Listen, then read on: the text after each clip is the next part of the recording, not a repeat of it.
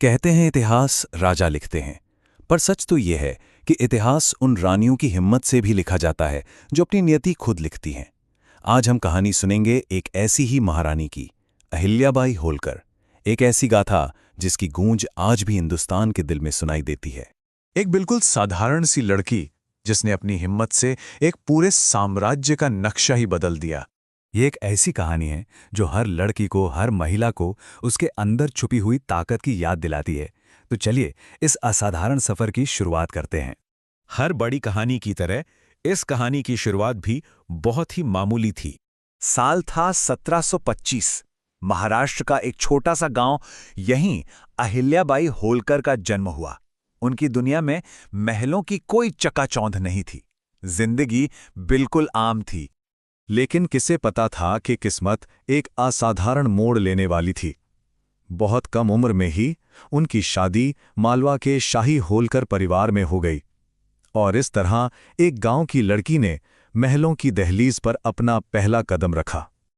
पर सुख के वो दिन ज्यादा टिकने वाले नहीं थे।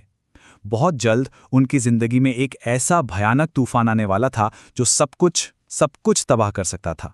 युद्ध के मैदान में उनके पति खांडेराव होलकर वीरगति को प्राप्त हो गए।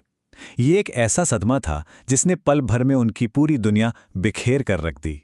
जिंदगी के इस एक वार ने उन्हें जैसे पूरी तरह से तोड़ दिया था। भविष्य में सिवाय अंधेरे के और कुछ नजर नहीं आ रहा था। चारों तरफ बस निराशा ही निराशा थी। तो क्या क्या यही उनकी कहानी का अंत था? क्या वो भी इतिहास के पन्नों में कहीं गुम हो जाती, जिन्हें हालात ने हरा दिया? लेकिन अहिल्याबाई टूटने के लिए नहीं बनी थीं। वो अपने आंसुओं को अपनी सबसे बड़ी ताकत बनाने वाली थीं। जी नहीं, उन्होंने हार नहीं मानी।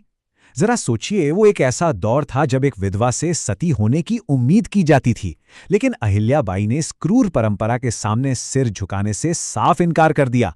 उन्होंने मौत नहीं, जिंदगी चुनी। उन्होंने सिर्फ खुद को नहीं संभाला, बल्कि अपने ससुर मल्हार राव होलकर के भरोसे को जिंदा रखा और मालवा साम्राज्य की बहुत बड़ी जिम्मेदारी अपने कंधों पर उठा ली। उस जमाने में एक विधवा के लिए यह कोई मामूली कदम नहीं था। और बस यहीं से जन्म हुआ लोक कल्याणी रानी अहिल्याबाई का, एक ऐसी शासक जिसने सत्ता को सेवा का दूसरा नाम बना दिया। अहिल्याबाई अब मालवा की रानी थी और उन्होंने अपना शासन न्याय, करुणा और पूरी ईमानदारी के सिद्धांतों पर चलाया। वो अपनी प्रजा के दिलों पर राज करने लगी थी। उनका शासन सिर्फ बातों का नहीं बल्कि काम का था।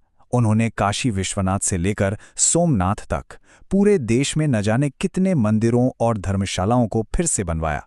उन्होंने गरीबों और ज़रूरतमंदों के लिए अपने शाही खजाने के दरवाजे खोल दिए और अपनी सूझबूझ भरी नीतियों से राज्य को इतना समृद्ध और सुरक्षित बना दिया जिसकी मिसाल दी जाती है। अपने लगभग 30 साल के शासन में अहिल्याबाई ने सिर्फ इतिहास नहीं बनाया, बल्कि एक ऐसी विरासत छोड़ी जो आज भी भारत के पत्थरों में और लोगों के दिलों में जिंदा है। उन्होंने एक बात हमेशा के लिए साबित कर दी कि हिम्मत और नेतृत्व किसी मर्द या औरत के मोहताज नहीं होते। एक महिला अगर ठान ले तो वो सिर्फ एक साम्राज्य ही नहीं बल्कि इतिहास का रुख भी बदल सकती है। तो ये कहानी सिर्फ एक रानी की नहीं है। नहीं, ये कहानी है हिम्मत की, ये कहानी है साहस की, और ये कहानी है उस बदलाव की जो एक अकेली महिला भी ला सकती है। उनकी जिंदगी हमें बस एक ही चीज याद दिलाती है कि सबसे घनी और अंधेरी रात के बाद ही सुबह का सबसे चमकीला सूरज निकलता है।